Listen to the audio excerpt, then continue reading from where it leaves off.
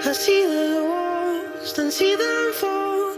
We break through them all. I see you crawl, now you stand tall. Grow and grow till tall. Of all the truly wild places left on Earth, none are as majestic as the Arctic. You know, one question I've always wanted to ask documentary filmmakers is, how do you not get involved when you see like a polar bear cub that can't make it and starts drowning, or you see a male coming in to try to start eating the polar bear cubs? How do you not reach out and just snatch up the cub and say, don't worry, we got you covered? How do you just sit back and watch that? It's really tough. That's probably our hardest thing, because you get emotionally connected to these animals, and you want to help them, but you know you can't touch, you can't interfere. That's just kind of a law that we abide by, and you just have to watch and film. And so we're bringing to the public an unaffected, true look at what it is to be an animal in the North.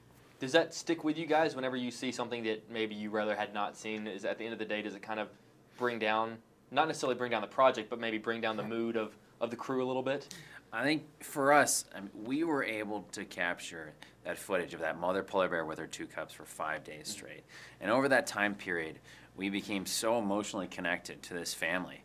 And we were kind of pinching ourselves because we knew that the audience would feel just as emotionally connected as us. And so, yeah, when we saw the male polar bear start to chase the polar bear family, we were really worried. Yeah.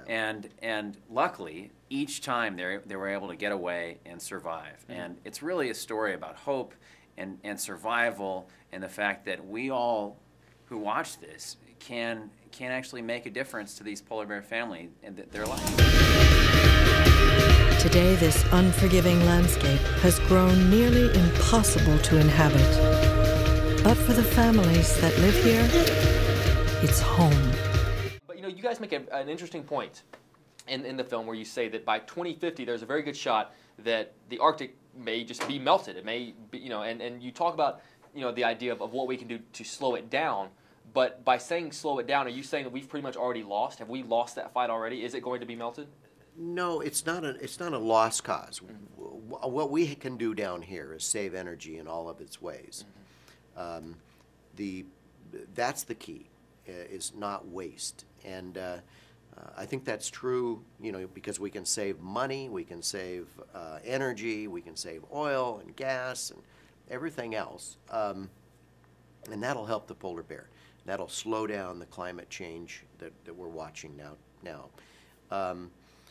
The other thing that we can do is contribute to the World Wildlife Fund's Arctic Reserve, an area that they're setting aside for polar bears for the next 100 years.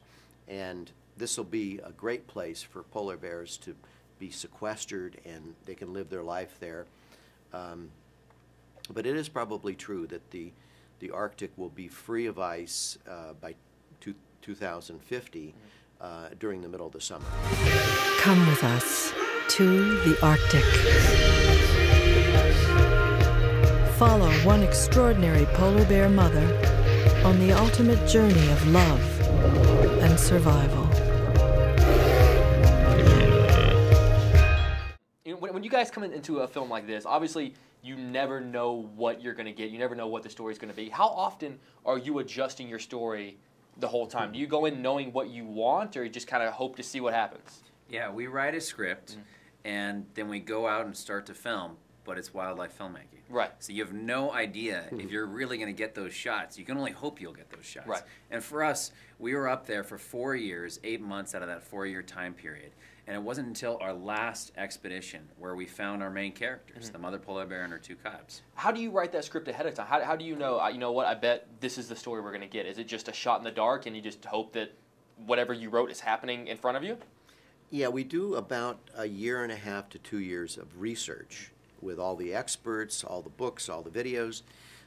Write that script with me thinking, well, this will look great in the IMAX theater format. In 3D, this will be fantastic. And so I have a script that is a good, wonderful script that if you were to sit down and watch it, it'd be fantastic. And then you go out in the field and you try to match that script, but oftentimes delivered things that are even better.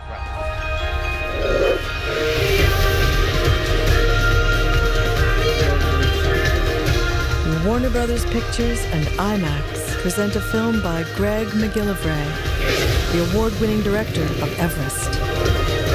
Join us on a spectacular adventure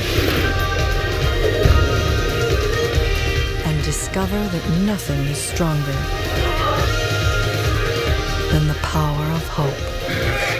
Really quick, I hope you guys don't mind. If I was wondering if I could geek out really quick. I was geeking out earlier about the fact that you shot the opening scene of The Shining, which is one of my all-time favorite films. Can you tell me a great Kubrick story? Is there any great story from that era that you can tell me about? Yeah, it was way back in the last century when Stanley was still alive, and I had, well, to make it short, I worked with Kubrick for a year and a half on The Shining. He wanted me to direct and shoot all of the images for The Shining, not just the opening, but images all through the movie that were shot outside of London.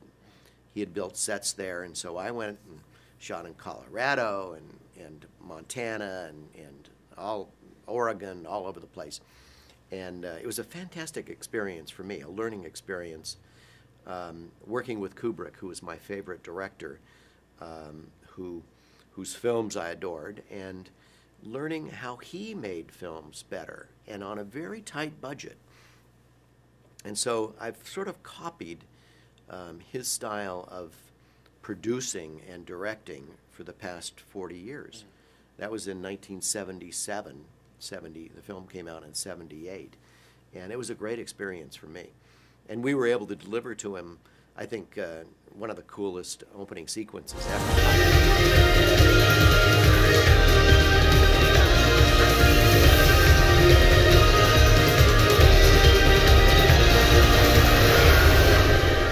To the Arctic.